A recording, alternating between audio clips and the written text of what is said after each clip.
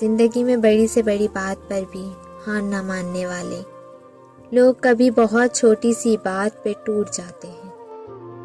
ہمیشہ یہی سوچ رکھو کہ مجھے میرے اللہ نے بہت کچھ دیا ہے، اگر مجھے میرے اعمال کے مطابق ملتا تو میرے پاس کچھ نہ ہوتا۔